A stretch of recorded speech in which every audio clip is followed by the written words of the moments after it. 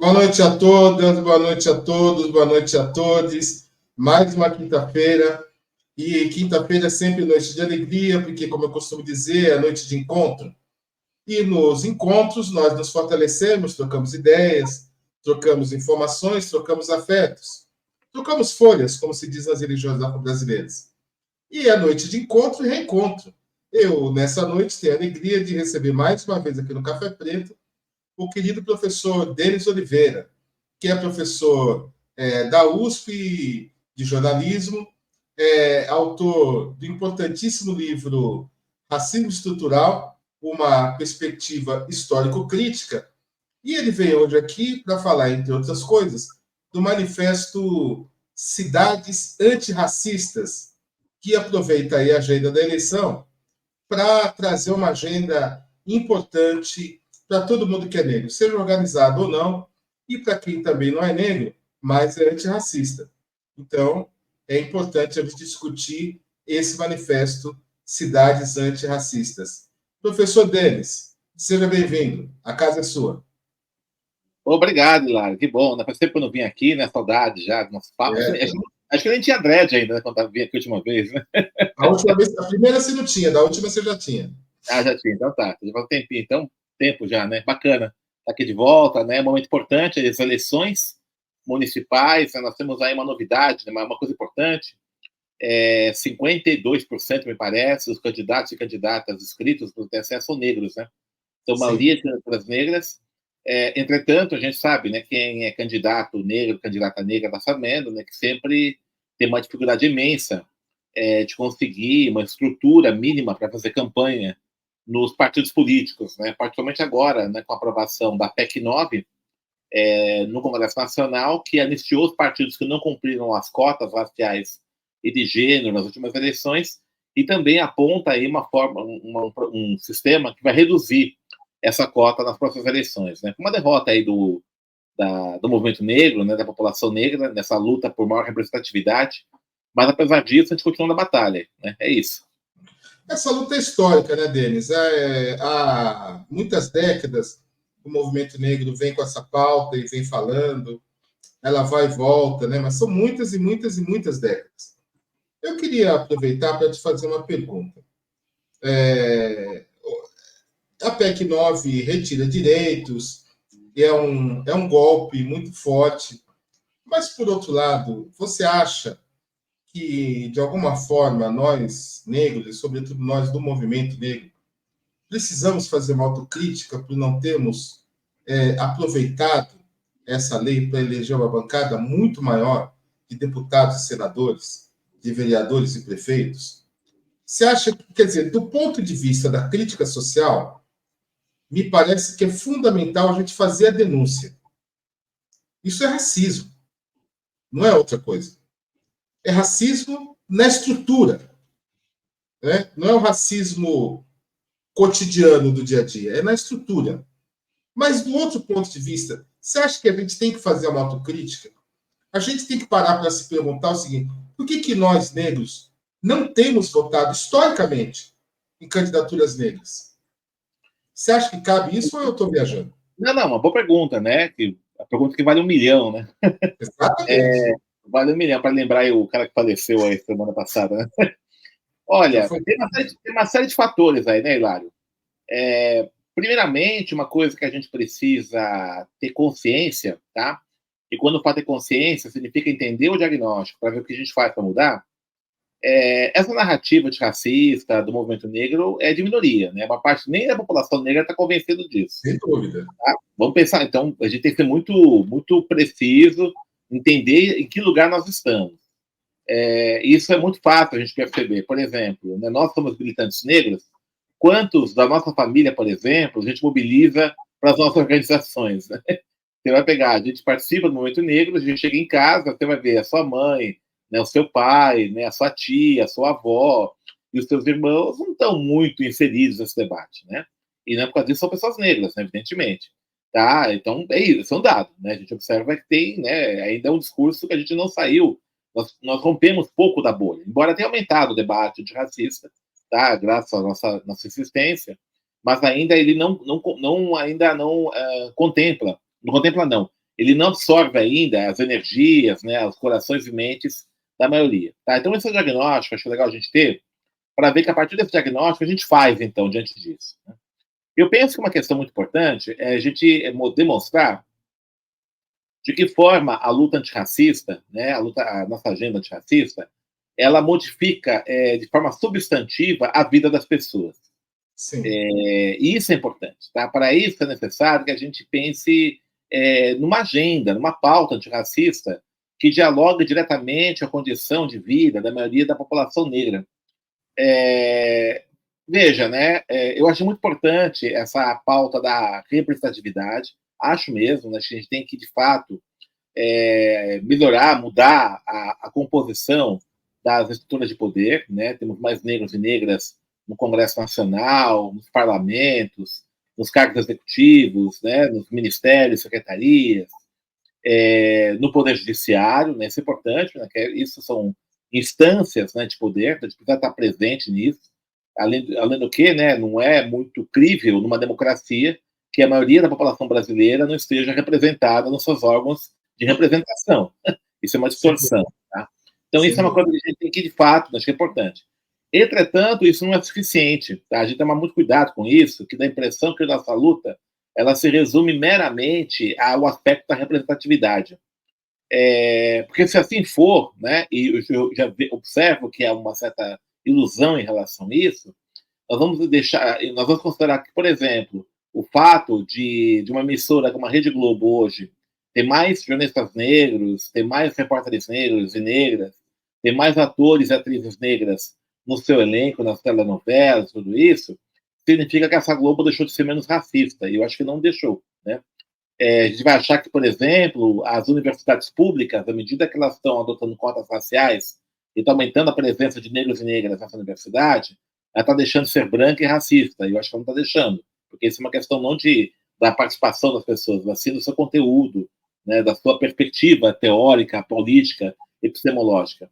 Tá? Então, essa reflexão a gente tem que fazer. Tá? A gente não consegue dialogar com a vida das pessoas negras. Né? E quando eu justamente escrevi o livro Racismo Estrutural, uma perspectiva histórico-crítica, nós já conversamos aqui sobre isso, né, eu coloquei exatamente isso, né, o que é o racismo, né, como o racismo se expressa, estrutural, se expressa na vida das pessoas. Se expressa, por exemplo, de você obrigar crianças negras, não só uma parte, né, a vender doce, bala, ou pedir esmola na esquina às 11 da noite, num cruzamento, né, de avenida qualquer, tá, enquanto você vai observar crianças brancas saindo tranquilamente dos colégios particulares de ponta, né, na hora do almoço, tal, indo para casa, brincar, praticar esporte, tudo isso. Então, esse exemplo eu costumo dar sempre, né, porque ele é muito emblemático. Esse é um cenário... Também. Hã? É muito evidente também, né? É muito evidente. É um cenário que a gente anda na rua e vê isso, direto. E mais que vê, muitas vezes normaliza uma situação como essa. Acha normal e não é normal, tá? Então, se a gente não começar a pensar de que forma o movimento antirracista responde a questões como essa, a questões como desemprego, a questões como, por exemplo, o trabalho precário, né, dos motoristas de aplicativo e tudo isso, né, a violência contra a juventude negra, nós não discutimos de que forma o movimento, na sua agenda, né, na sua agenda eleitoral, ela responde isso, a gente vai ter dificuldades, inclusive, de eleger candidaturas negras, né? Porque tem que mostrar que esses candidatos e candidata negra, mais que uma identificação do ponto de vista que são negros também, mas eles vão lá para trazer, para lutar, né, para apresentar projetos, propostas que sinalize para a resolução desses problemas cotidianos que a população negra passa. Ou seja, não resumindo, mas pensando uma coisa que eu acho que é fundamental em tudo que você falou, tudo que você falou é fundamental, mas acho que tem uma coisa que é uma pérola. A candidatura negra precisa romper, ou seja, ir além do discurso do movimento negro, porque nós mesmos não conseguimos mobilizar multidões. Então, se ele ficar restrito ao discurso do movimento negro, ele também não vai conseguir atingir multidões. Não vai. O que acontece muitas vezes é que a gente tem essa sociedade que nós estamos, essa organização social que nós estamos vivendo, a gente pode até discutir em outro momento, né? Ela favorece muito as bolhas, né, sociais, tá? Né, essas bolhas sociais. Então, as coisas das redes, da internet e tal, tá? A gente trabalha muito com as bolhas, então a gente fala muito para nós mesmos, né? A gente acaba falando para a gente mesmo. Eu estava até conversando com um amigo meu, né? Falei assim, olha, quando eu vou numa marcha de consciência negra, eu fico muito preocupado quando eu vou lá cumprimento com todo mundo da marcha, estou cumprimentando as pessoas, eu conheço todo mundo. Né? Eu acho muito preocupante isso, né? Acho legal reencontrar pessoas queridas, né? Mas eu acho muito preocupante que, né, a marcha se transforme num encontro de ex-alunos, né? Parece. Né? Todo mundo se conhece. Né? Eu quero que tenha pessoas que eu não conheça lá na marcha. Né? Então, isso esse é um exemplo, né, do que é a bolha. Né? Então, os encontros, marchas, eventos, por exemplo, você vai lá e você parece encontros de ex-alunos, né, de faculdade. Né? Oh, como você está? Tudo bem? Tal, né? Tá mais sério. Então, é um negócio muito preocupante isso. A gente tem que ver como é que dialoga, né? Que vai para além, né? E aí, veja, né? O ir além é nós entendermos o diagnóstico primeiramente, tá? Então, existe aí ainda, né, uma dificuldade de nós pensarmos essa agenda antirracista para além do movimento, como você colocou muito bem, isso não vai ser militância do movimento, né? Mas a gente vai para além disso, tá? E segundo, isso é feito se essa agenda do movimento negro dialogar diretamente com as condições de vida da população negra e apresente uma resposta para a solução desses dilemas que ela sofre. Exatamente. E aí, nesse contexto todo, a Coalizão Negra e a entidade da qual você faz parte, Ação criou... Negra. É Ação Negra. Ação Negra, desculpa. Isso. Ação Negra, entidade da qual você faz parte, criou o Manifesto Cidade Antirracistas, que, ao mesmo tempo que é um instrumento para o candidato, é um instrumento para o eleitor, para que isso sirva de diálogo entre essas partes e, então, a propositura de um pacto que o leve à Câmara, que o leve à Prefeitura para realizar esses itens do Manifesto Antirracista. Fala um pouco para a gente desse Manifesto Cidade Antirracistas. Tá. Primeiramente, assim, né? Só explicar como é que surgiu. A Ação Negra é uma articulação, não é uma entidade, é uma articulação que já existe há 1 ano e pouco, né? 1 ano e 2 meses e tal. É uma articulação que reúne várias organizações do movimento negro. Tá? Eu faço parte da Rede Quilombação, que é uma das participantes da Ação Negra. Nós temos também uma entidade do movimento popular chamada Federação das Associações de Favela do Estado do Rio de Janeiro, a FAPERJ, né? O movimento Raiz da Liberdade, tá? Que é outra entidade nacional que atua muito no movimento do Sem Teto, no movimento de moradia, né? O movimento Círculo Palmarino, tá? E também o coletivo de entidades negras. Então, esse conjunto de entidades, né, que no ano passado, no bojo do debate da reforma tributária, que montou a Ação Negra, e veja interessante, qual foi a nossa preocupação naquele momento, né? Estava debatendo a reforma tributária. É interessante, né, como é que a gente abandonou os grandes debates da conjuntura nacional, movimento negro, tá? E por conta disso, quando nós pensamos, como é que a gente pensa uma agenda antirracista dentro da reforma tributária? Sim. E foi esse o debate, né? Como é que nós, negros e negras, por exemplo, pensamos, discutimos e o que reivindicamos no debate sobre a reforma tributária. E aí nós elaboramos uma proposta de uma reforma tributária antirracista, né? E a gente, né, com essa proposta, a gente circulou nos gabinetes, né, divulgamos, e tudo isso, né, pensando de que forma essa reforma tributária ela pode contemplar algumas agendas importantes do movimento negro, particularmente a questão das reparações, tá? Então foi essa articulação que a gente fez ano passado, e a partir daí a gente começou a pensar essas entidades, né, de forma coletiva, que tipo de ação a gente tem que desenvolver para atingir os objetivos que eu falei. Veja, tem uma coisa muito complicada que eu particularmente tenho, né, me preocupado, que esse campo dos movimentos sociais da esquerda, né, transformou a eleição num fim em si próprio. Né? A eleição parece que a eleição não é tudo, né? E é uma coisa impressionante, a eleição para o mundo, né? Claro que a eleição é importante, né? Não sou uma pessoa que não voto em ninguém, não sou anarquista. Acho que a eleição é importante, acho que a militância partidária é importante, embora eu não esteja em nenhum partido político, né? Eu não milito em nenhum partido político, já militei, né? Mas eu saí por conta de vários problemas que eu tive, né? Eu acho que os partidos políticos de esquerda eles se transformaram em despachantes eleitorais, tá? Desculpem aí os militantes, né? Viraram muito mais organizações para garantir legendas do que um espaço de debate político, ideológico qualificado, tá? Eu digo tranquilamente, né? Minha experiência de mais de 30 anos de partido político me permite dizer isso. Então, veja, o que acontece, o que a gente observa aí, né? como boa parte, né, dos militantes do movimento negro, né, atua, né, ou tem proximidade, não só o movimento negro, movimentos sociais de modo geral, né, tem um diálogo muito mais próximo com o seu universo partidário, particularmente após a democracia, né, essa agenda, essa hipertrofia da agenda eleitoral acabou contaminando um pouco o movimento negro, né, por isso que a gente fica brigando o quê? Qual é a nossa briga? Tem candidatos negros e negras. Ok, beleza. Tá, mas o que a gente faz com isso? Né? Porque o nosso objetivo como Ação Negra não é apenas você ganhar a eleição, tá? Não é apenas você eleger candidaturas negras, né? Não é apenas isso. Mas de que forma, né, o processo eleitoral contribua em um processo mais amplo de luta social para a transformação social do país. Né? Isso que é importante. Né? De que forma, né, a eleição ela entra num processo mais amplo de luta e transformação social. Porque nosso projeto é de médio e longo prazo.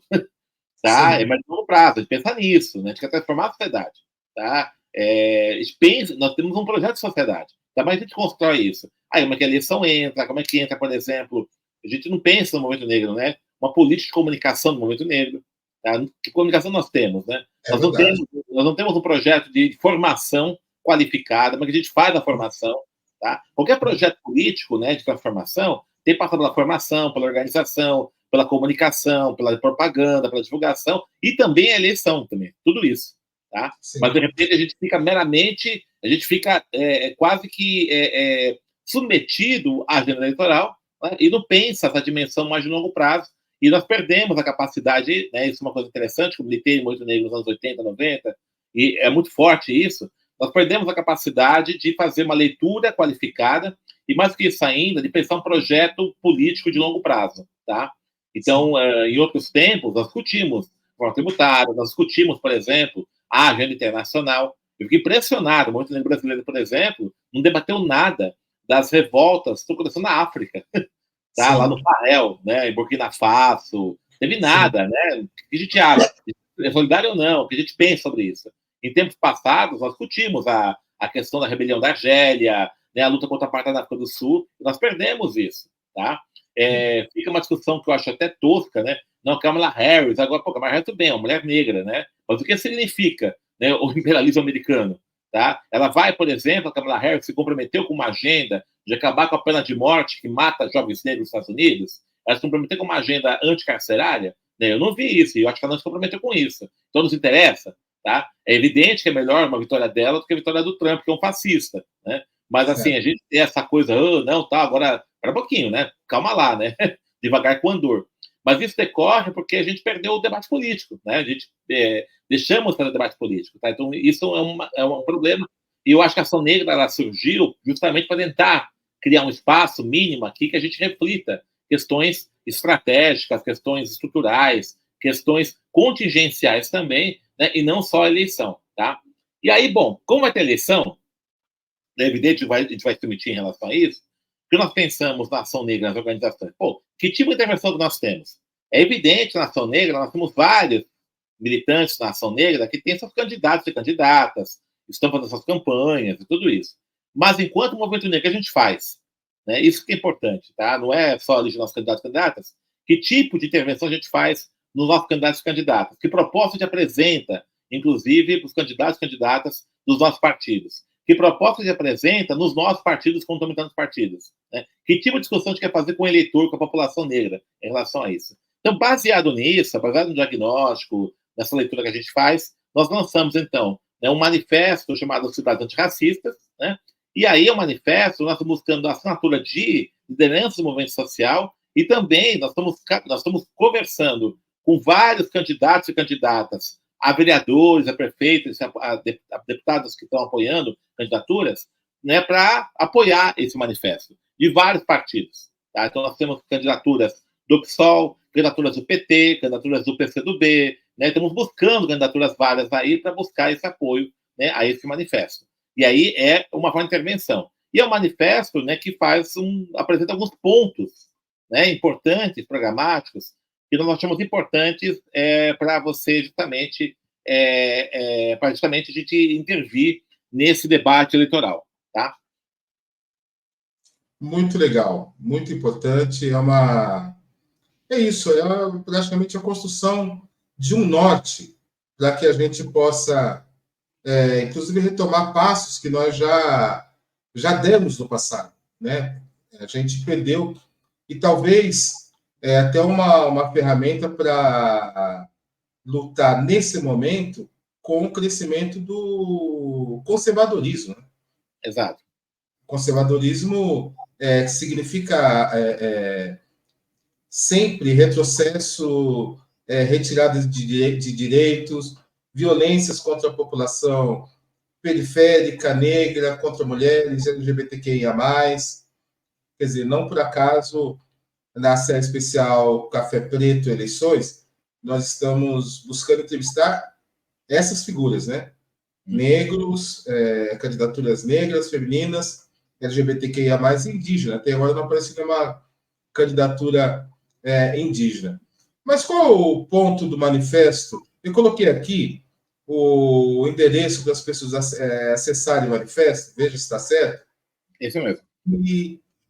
E assinarem, porque é muito importante que as pessoas assinem, é muito importante que esse manifesto tenha esse peso, né? E conhecer o manifesto e discutir com seus candidatos. Qual ponto do manifesto você acha que é mais, assim, dá para trabalhar de maneira mais imediata? Que você acha que teria maior penetração? Eu sei que essa é a pergunta de 1 milhão, pela segunda vez. Também, né? Vamos lá, então. É assim, o manifesto, veja, é um manifesto que ele tenta, assim, tanto é uma ideia, né?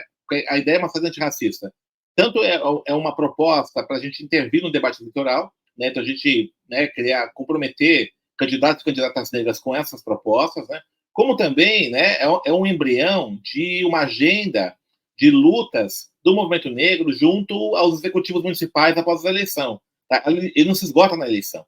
Tá? É um processo contínuo, né? Então é uma pauta de reivindicações. É um pouco nessa ideia de uma agenda política do movimento negro. Tá? E aí, veja, qual é a ideia que a gente quer trabalhar aqui, né? Primeiramente, né, e a importância das eleições municipais, né? A discussão da cidade, do território urbano, né? Ela é essencial para a população negra, para a que a gente vive.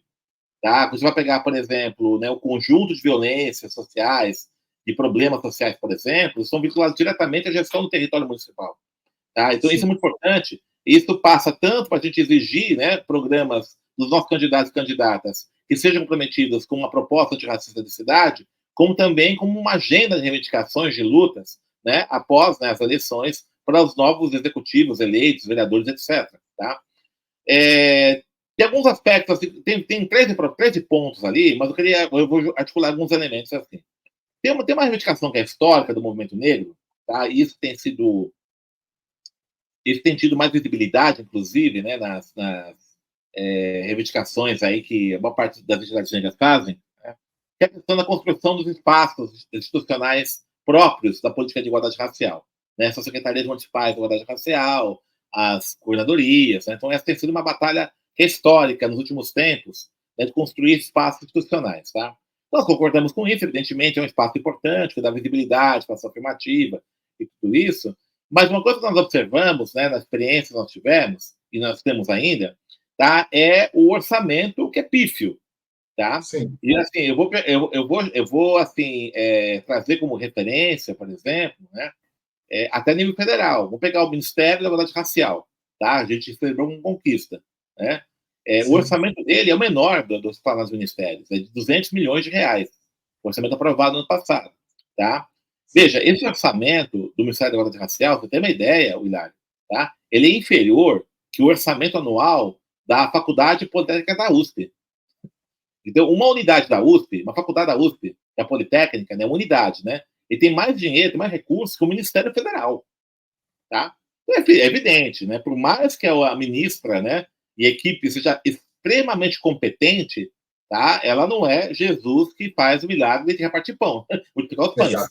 Tem limite estrutural. Então é evidente que você vai ter, né, uma interdição na adoção de políticas. Tá? Você pode fazer todas as avaliações positivas ou negativas da ministra, nessa questão aqui colocada, mas veja, você tem um problema ali colocado.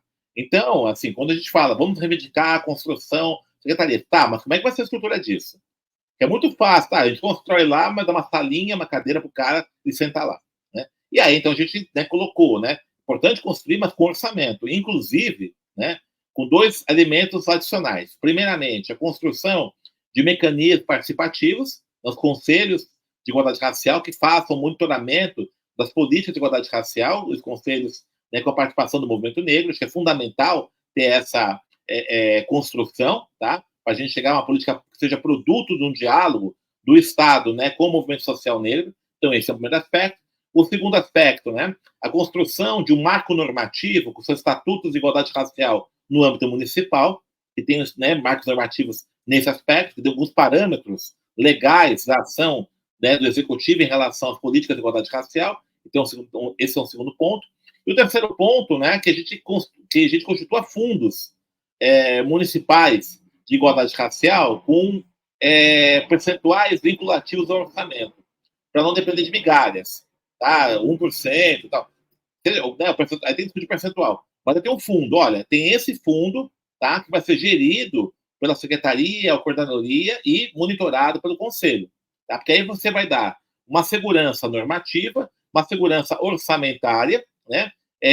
Uma base de diálogo com o movimento social, e aí, evidentemente, as políticas de igualdade racial elas podem ter mais efetividade e continuidade, inclusive, na sua implementação. Tá? Então, dessa proposta que é correta, né, que é uma reivindicação histórica do movimento negro, a gente acoplou outros elementos importantes para colocar, né, também para, de fato, dar uma robustez nessa proposta. O segundo aspecto importante aqui nesse conjunto de propostas, né?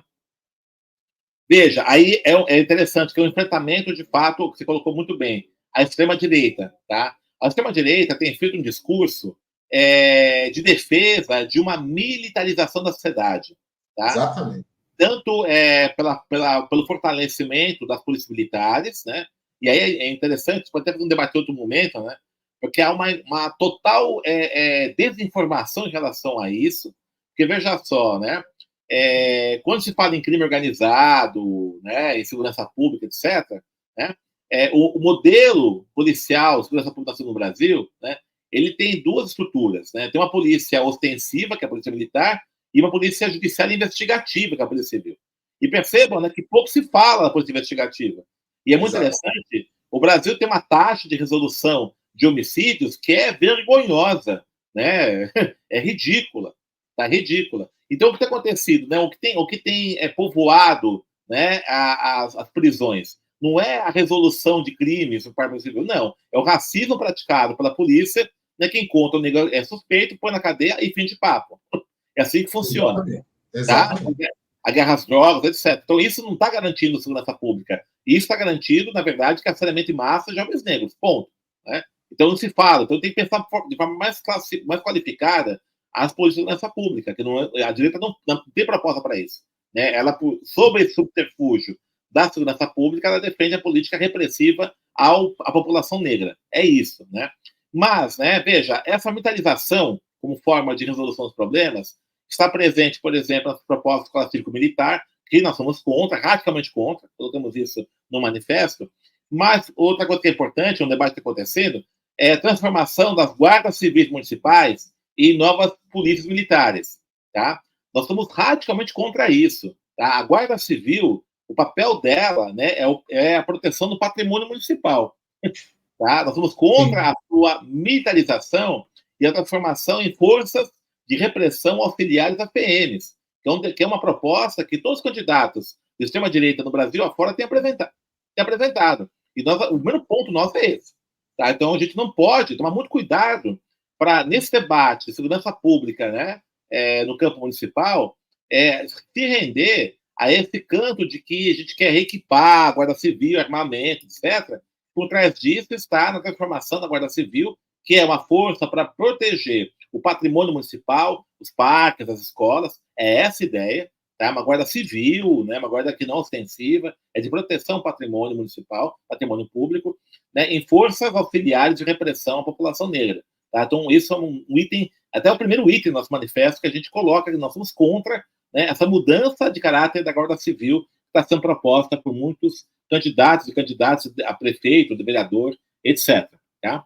E um outro aspecto importante também, né, que a gente, nesse outro bloco, é nós pensarmos de que forma a organização do território urbano, né, ela garanta, por exemplo, direito à moradia, direito à saúde, né, que a gente vá contra esse sentido de cidade, de segregação espacial nas periferias da população mais pobre, né, isso tem acontecido, né, o processo de gentrificação, que é esse encarecimento de bairros em função da especulação imobiliária, isso é muito comum nas grandes cidades, tá? A indústria imobiliária, ela compra muitos votos, né? Ela compra campanhas de vereadores, e aí você tem quase que um relaxamento das normatizações de ocupação do solo urbano. Isso é seríssimo, isso, tá? Isso tem trazido prejuízos enormes para a população periférica. E, finalmente, né, um aspecto que é importante, né, tem a questão da mobilidade, tarifa zero, mas uma questão que é muito importante, a gente está em destaque especial aí, é o fortalecimento da economia popular,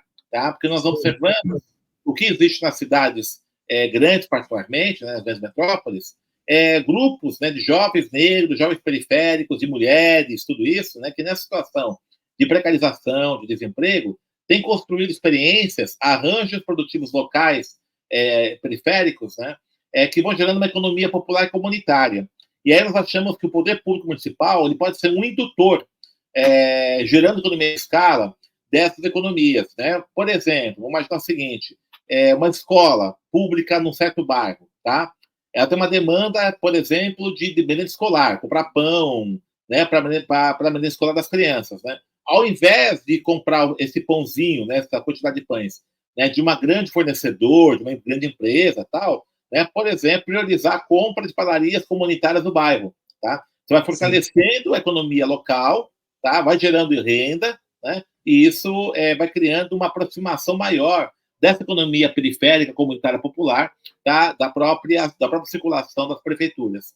Né? Assim, eu estou dando exemplo aqui da merenda escolar, mas tem outros exemplos que a gente pode fazer. Né? Programas de fomento à cultura, que tem gerado também uma economia da cultura nas periferias e tudo isso. Né? Então, essas são as propostas, né, que a gente apresentou.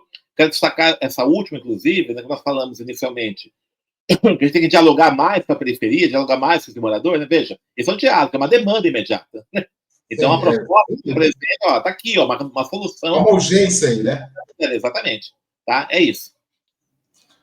Sensacional, é isso mesmo. Eu acho que o diálogo, restabelecer o diálogo entre Estado e sociedade, sem a mediação desses atores, né? A gente fala muito em extrema-direita, porque a gente olha aí determinados candidatos que estão aí fazendo estripulia, a gente observa os partidos, né?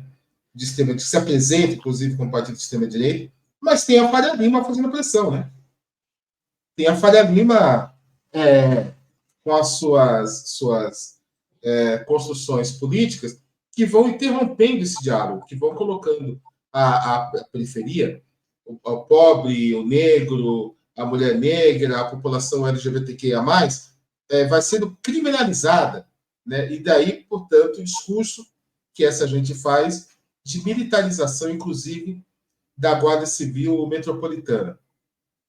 Agora, eu queria saber, assim, professor, como é que está a aceitação do manifesto? As pessoas têm entrado, têm assinado? Como é que está essa caminhada? Está sendo boa aceitação, né? É evidente que nós lançamos o manifesto oficialmente no sábado passado, né? A gente teve uma entrevista com a deputada Renata Souza no Programação Negra na Fórum, que a gente apresenta, né? A gente tem vou até um merchan aqui. A gente tem um programa no sábado, todo sábado às 11 horas, no canal da revista Fórum, tem um programa chamado Ação Negra da Fórum, que é dessa articulação Ação Negra.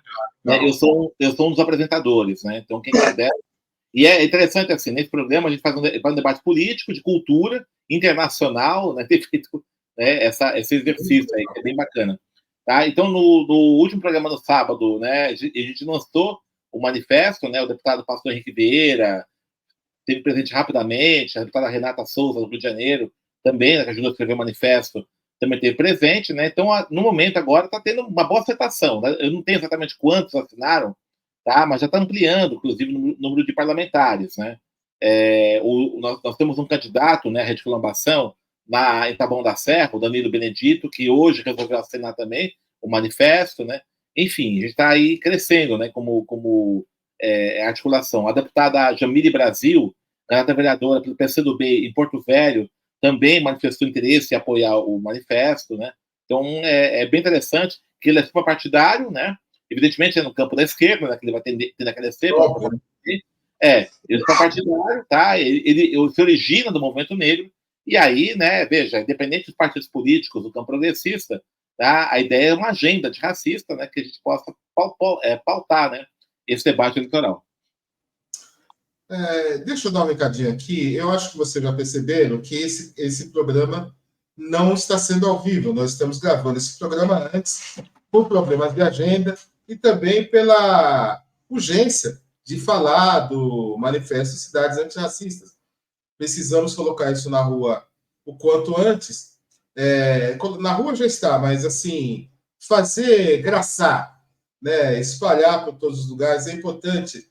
Eu sempre falo nas entrevistas de segunda-feira com candidatos, candidatas e candidatos que a ideia da série especial Café Preto Eleições é para que as pessoas possam ouvir essas candidaturas, dialogar com essas candidaturas, dialogarem também sobre essas coisas dentro de suas casas, na faculdade, na rua, na fila do trem, no boteco, na viagem que você vai fazer, em todos os lugares. Para a gente poder trocar ideia, para a gente poder se formar. E a mesma coisa acontece com o Manifesto Cidade Antirracistas. Entrem lá, leiam, compartilhem essa live, se inscrevam no canal, mas também compartilhem o conteúdo da Cidade Antirracista, discutam com as pessoas. Né? É importante a gente trazer esse diálogo para o dia a dia, para o cotidiano. É assim que a gente faz as coisas acontecerem. Então, em função dessa urgência, esse programa gravado, você pode deixar sua mensagem aqui, que depois eu repasso para o professor Denis Oliveira. Professor, ainda na ideia de construir uma agenda, eu tenho falado com os candidatos, candidatas e candidatas da possibilidade da gente, a gente não, eles, sobretudo, né, construir uma articulação nacional de vereadoras e vereadoras negros e negras. Você acha que isso pode render alguma coisa? Eu acho que pode render se a gente tiver uma proposta, né, para fazer, né? Coisa para quê, né? Porque assim, tem uma coisa assim, que a gente precisa superar, que não basta apenas a identidade racial para resolver o problema, né? Sem dúvida. O grande São Trindade fala, né? Negros que são opressores não são meus irmãos, né? É uma poesia bonita. Então a gente tem um pouco de cuidado, assim, com a proposta nossa, até a proposta, tá? Inclusive, uma coisa interessante, que eu até destacar, esse manifesto dos antirracistas, né? Até que está vendo a gente aqui agora, né? Se você apoia um candidato branco, né, ele pode assinar o manifesto também, tá? Pode, né? Então, a gente pede que vocês cobrem os candidatos de vocês, vocês cobrem. Eles estão fazendo campanhas aí, estão engajados, assim, olha, cara, eu estou fazendo campanha, mas tem esse manifesto aqui, é legal. Por que você não apoia esse manifesto? Porque a luta antirracista qualquer pessoa, né? A gente tem essa visão.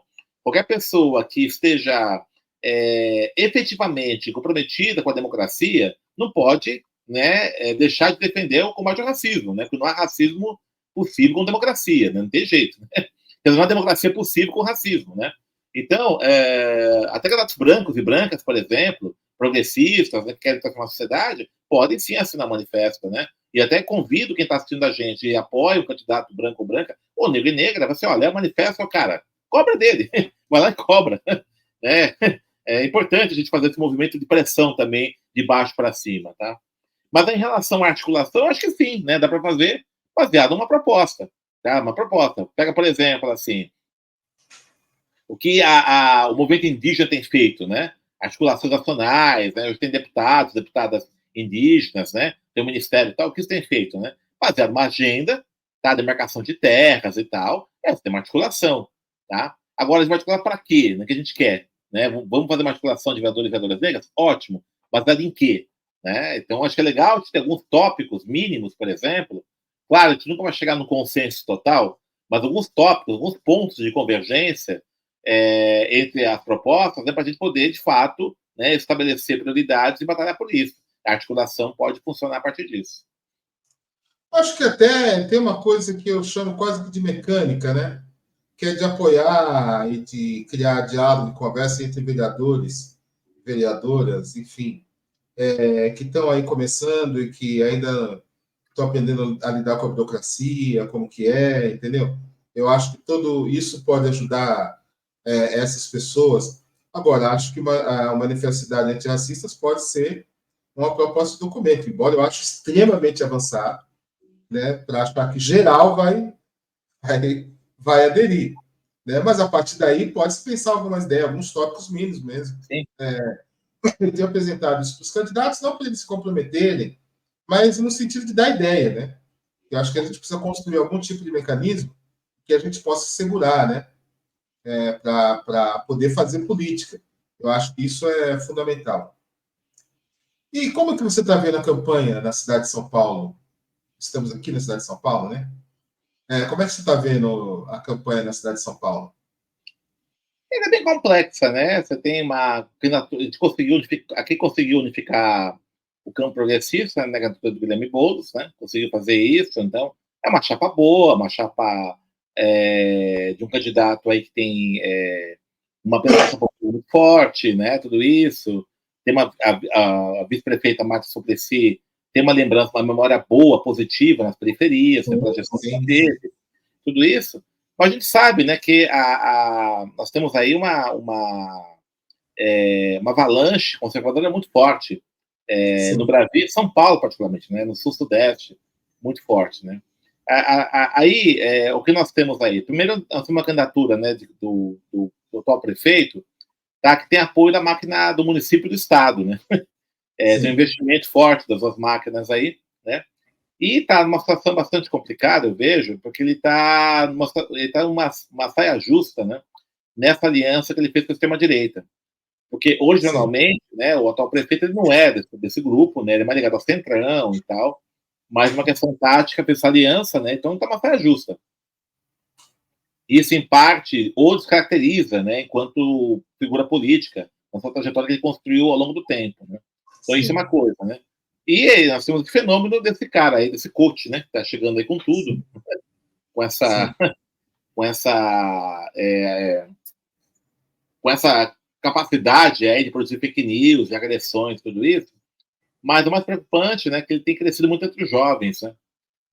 A percentual dele de apoio aos jovens é muito alto e tal, né? É muito complicado. Eu vejo assim, o que ocorre muitas vezes, Hilário, assim, que essa extrema-direita, ela se apresenta como antissistêmica, tá? Tá? Então, vamos pegar um pouco, né, a candidatura do Paulo Marçal, né? Tudo isso que ele faz, né, essas coisas irregulares, né, de zoar, de não respeitar a norma de debate, de agredir, essas baixarias todas, né? A leitura que é feita por algumas pessoas é que ele é um cara irreverente, um cara que não submete a normas, tal, né? O cara vai lá mesmo e fala, né?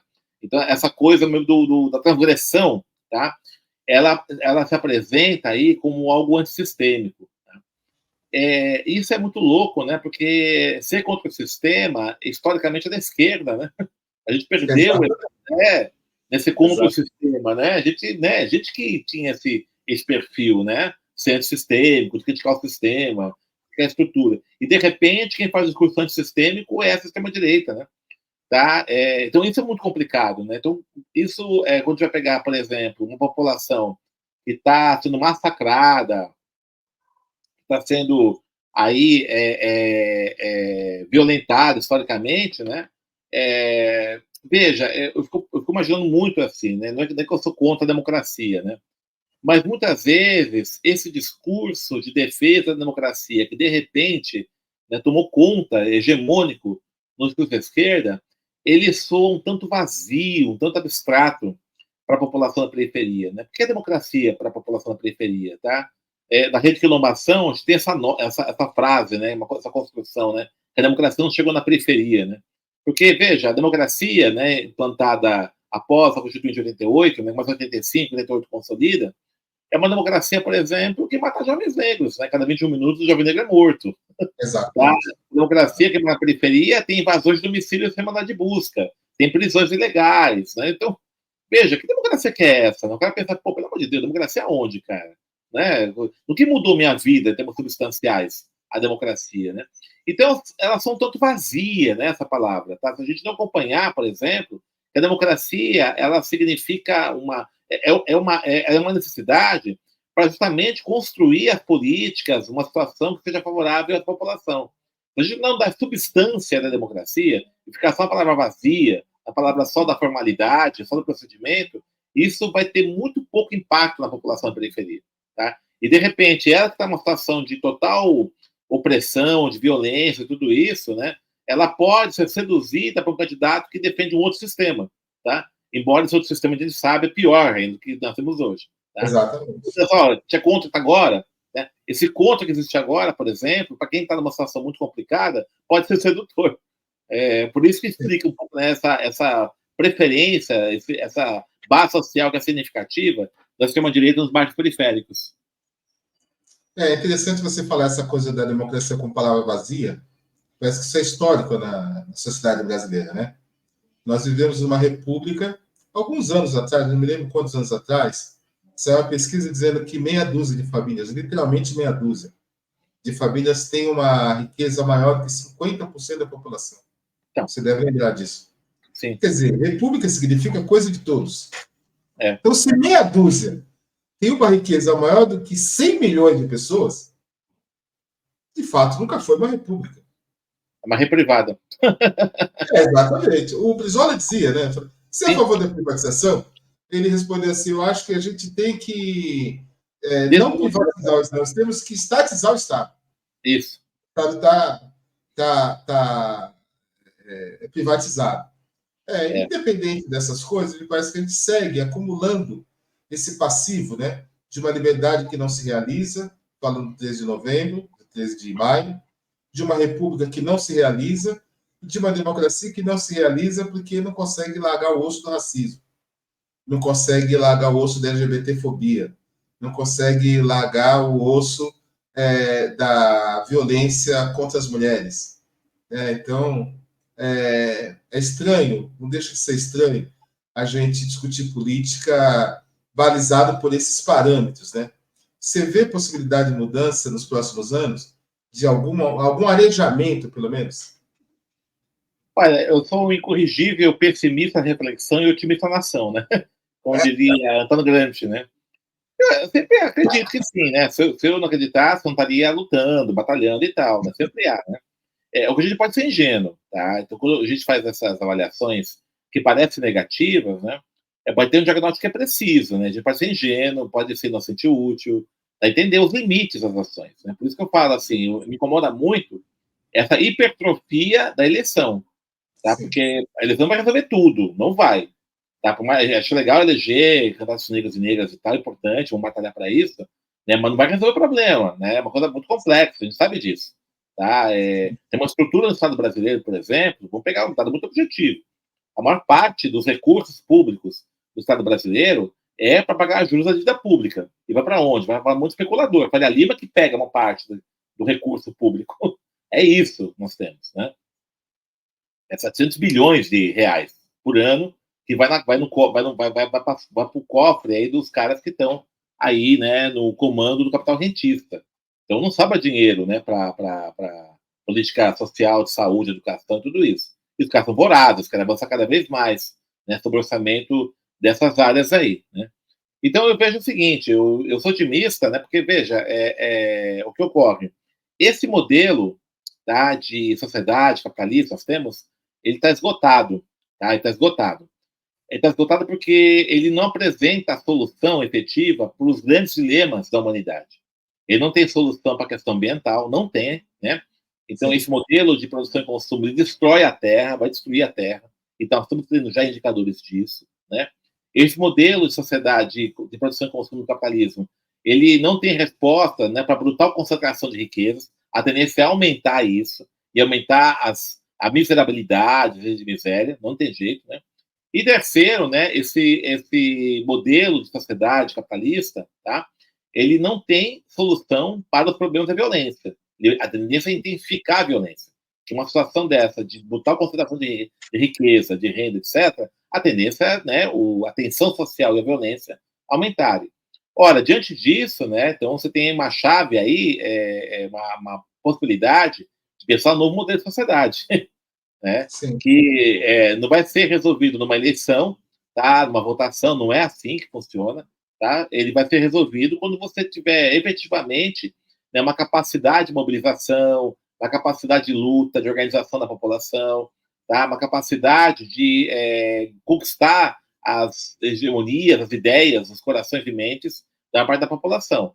Tá? Sem isso a gente consegue. Por isso que insisto, né, as organizações dos movimentos sociais, do movimento negro, inclusive, particularmente, tem que pensar, né, enquanto ação política, primeiramente, né, o debate político qualificado, né, transformar os espaços do movimento negro em espaços de debate político qualificado. Tá? Segunda coisa, né, política de organização. Tá? Como a gente se organiza? Organiza de uma forma eficiente para a ação. Terceira coisa, né, a política de formação. Tá? Nós temos que formar a população, formar politicamente. Quando digo formar, não é só fazer curso. Tá? A formação, inclusive, se dá quando você tem espaço de política, de debate político qualificado. Né? E quarto, uma política de comunicação nossa. Se não tivermos uma política de comunicação nossa, é difícil. A extrema-direita, ela faz isso. Ela faz isso. A extrema-direita, ela tem programas de formação. Por exemplo, o Brasil Paralelo é um programa de formação nas periferias, inclusive. Tá? Inclusive, tá? O Partido Liberal, PL, por exemplo, está com um programa de formação das suas candidatas mulheres. Olha só, hein? Então, as mulheres candidatas do PL vão vir com debate de gênero na perspectiva da extrema-direita. Então, vai ter uma formação. Vou para o embate. Né?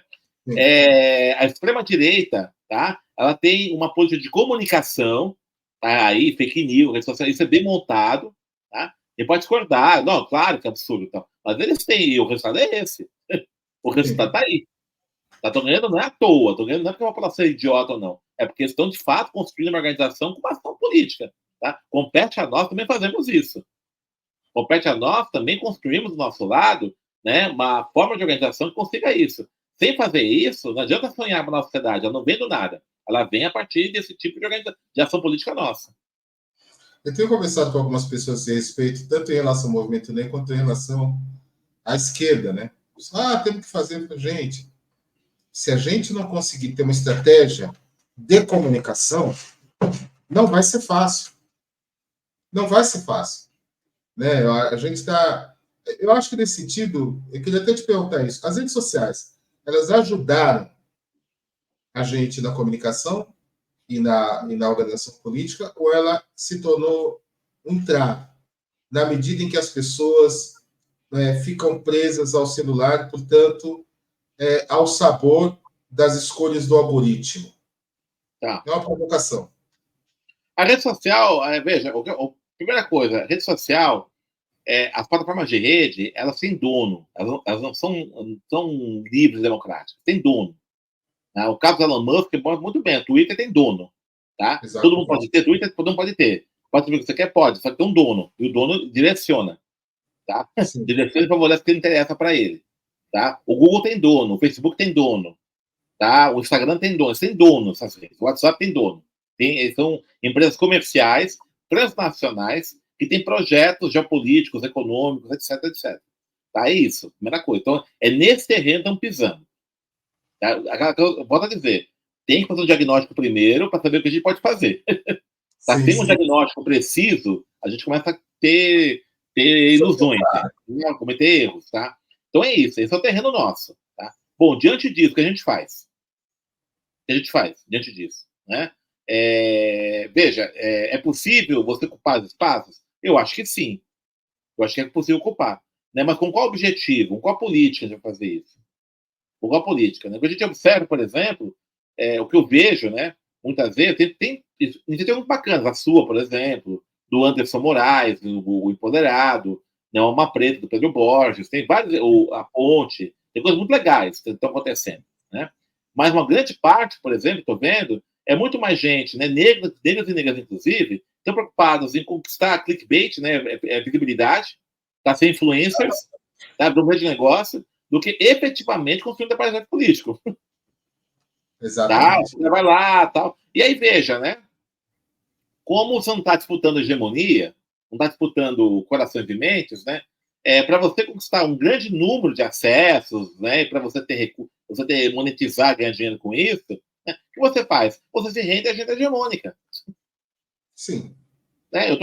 Assim, eu conheço pessoas, não vou citar aqui nomes, né? Conheço pessoas que tinham muito crítica a militantes se renderam a isso. Né? Hoje as falas que estão proferindo aí na rede social, né, são falas assim, né, ecléticas, fala do negro, etc, etc. Né? Mas abstêmio do político. Aí, cara. Só fala genéricas, né? Hã? Só fala genéricas, né? Uhum. É. E tem uma coisa complicada lá. Ela desloca o racismo para a dimensão do comportamento. Sim. Tá? Do comportamento, então não é a estrutura que é racista, é o comportamento. Sim. Então fica, né? Não, para mim tal pessoa fez isso, fica uma discussão muito louca, né? Até de criminalização, de agressão e tudo isso, que eu acho que não leva a nada. Não leva a nada, porque não constrói, né? Não constrói. É importante denunciar tudo isso, mas, né, sinceramente, não sei se isso é o eu acho que a gente tem que abrir uma picada dentro desse processo das redes para fazer discussão política, mas a gente não pode deixar de ter os encontros presenciais, né? Na medida do possível.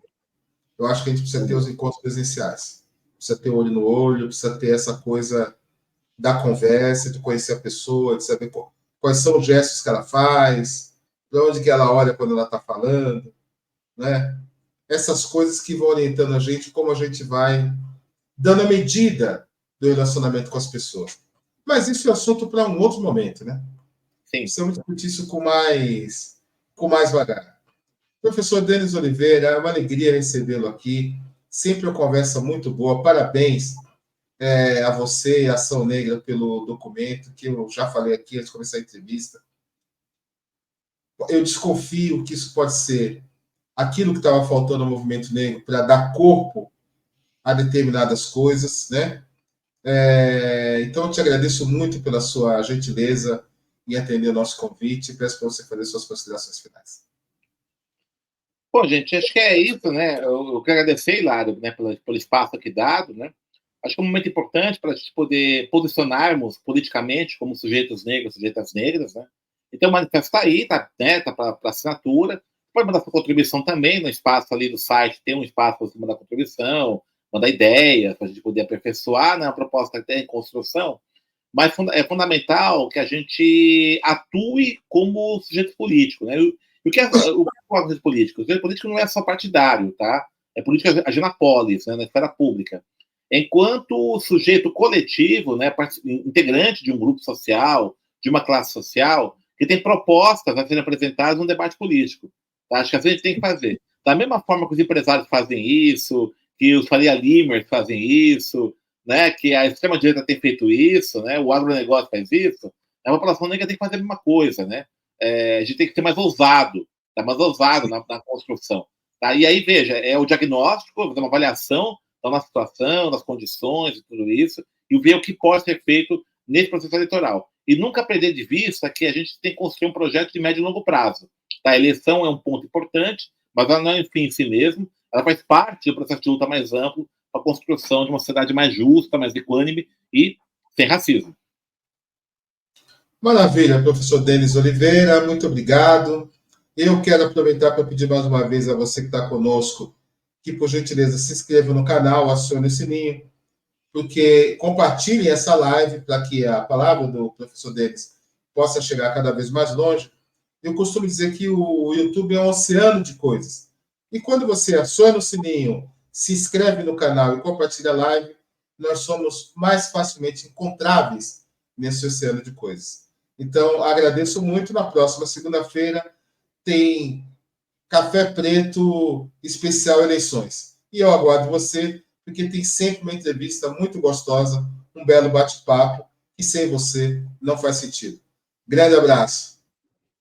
Abraço a todos. Valeu.